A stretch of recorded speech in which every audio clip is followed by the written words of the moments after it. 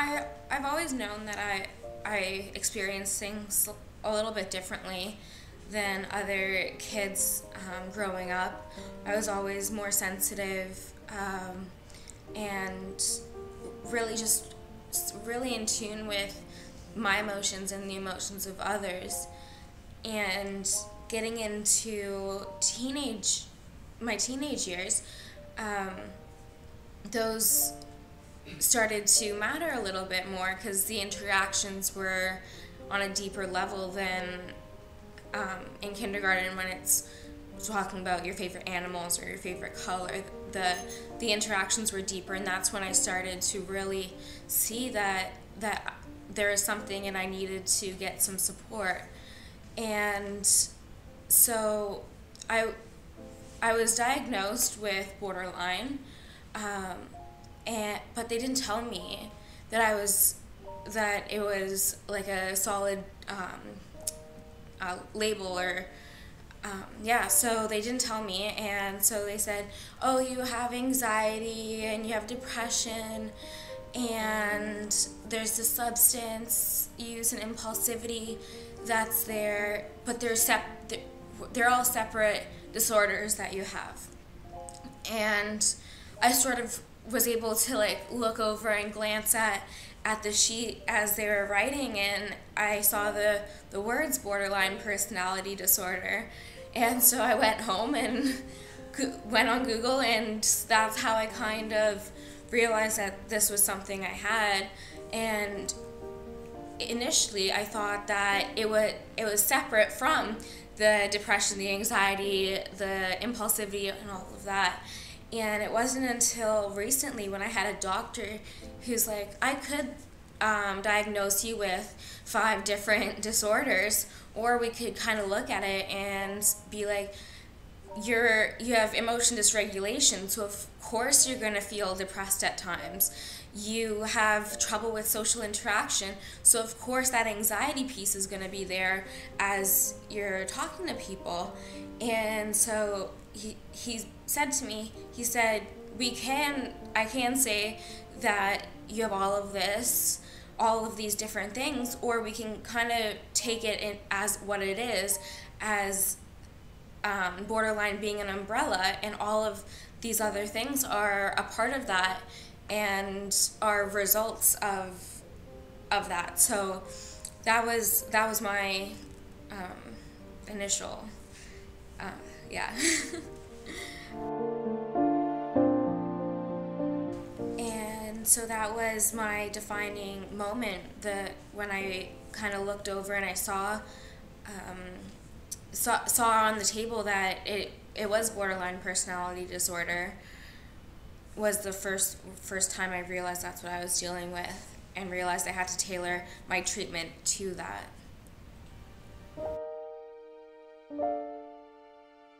I think at first I noticed definitely the anxiety, mostly around social interaction.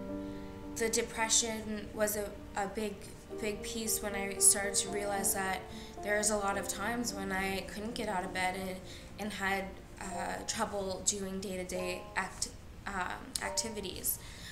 And the impulsivity is also a large component with the substance abuse.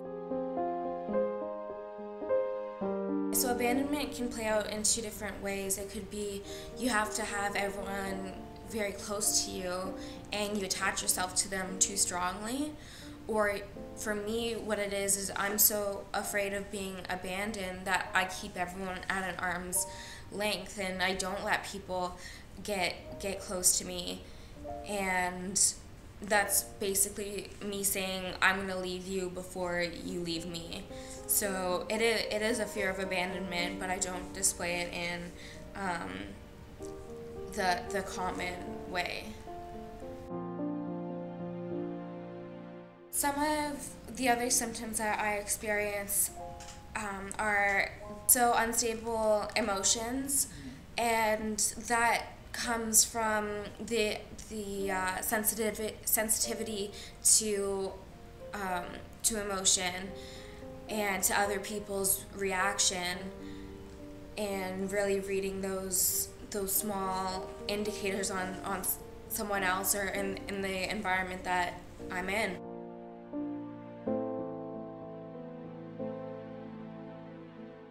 It's very hard when I have these expectations of individuals, and I want that connection so deeply, and when it turns out that nobody's perfect and that maybe that person isn't this imaginary figure that I've built up in my head, it's very distressing. It's very hard to deal with, and it's hard to accept.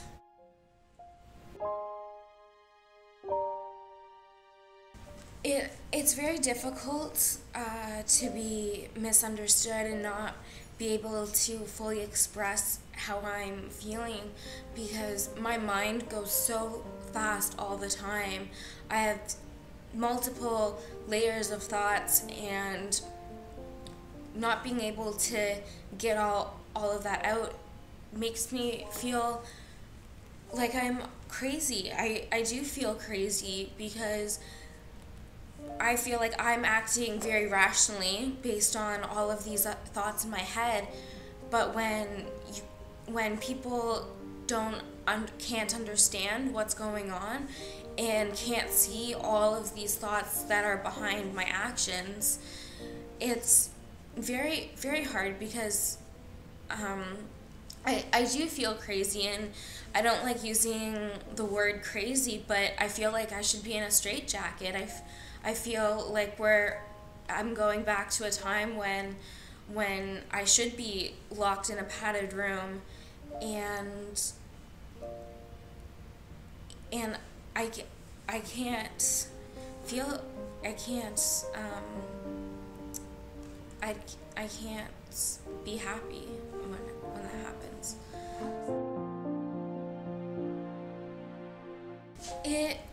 It manifests in a way that I can't function. I feel like I do that to myself. I put on the straitjacket. I wrap myself in blankets and lie in bed, and I can't do anything, and I can't talk to anyone, because I feel like it doesn't matter how much I have to say, there is no way that anyone could possibly understand why I'm acting the way I am. And they can't see that I feel like I should be locked up without wanting to be locked up, because it makes sense to me, but it doesn't make sense to other people, and that doesn't make sense to me.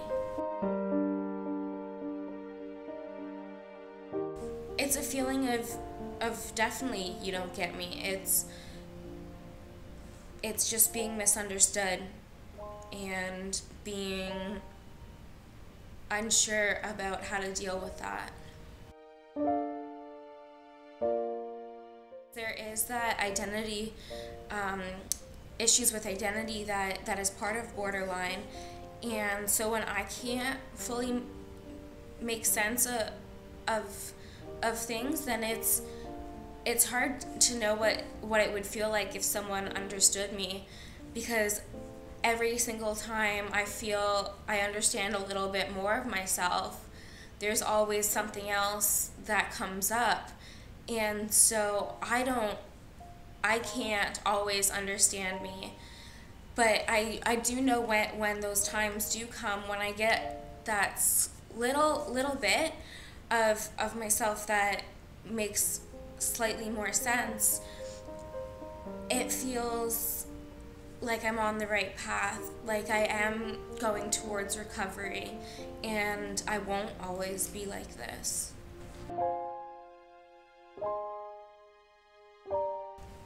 I truly believe that DBT has saved my life. I think it's so essential to day-to-day life. I feel like it shouldn't only be people with emotion dysregulation that goes through that and learns these skills, because they're so helpful in just like when you look at the interpersonal effectiveness skills, and it tells you how to have an argument with someone without fighting, and it tells you how to get what you need without, while still keeping in mind that the other person is their own person. And it helps you frame things instead of I want this now, why aren't you doing it? It helps you fully understand the whole situation instead of just your point of view, which can sometimes shift how you even look at the things that you want. And it's like, do I really want this? Is it reasonable?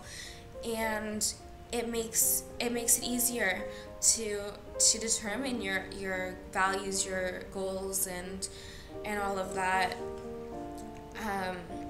As well as the distress tolerance skills are so crucial, whether it's you need to de-stress after work, or you're having intense impulsivity, and you know that the result of that isn't going to be beneficial to you in the long run.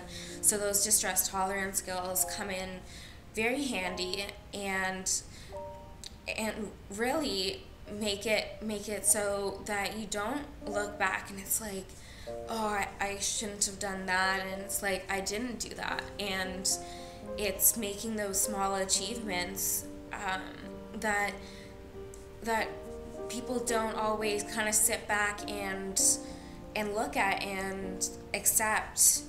And it's those small things that make your day improve, or it takes away from the day.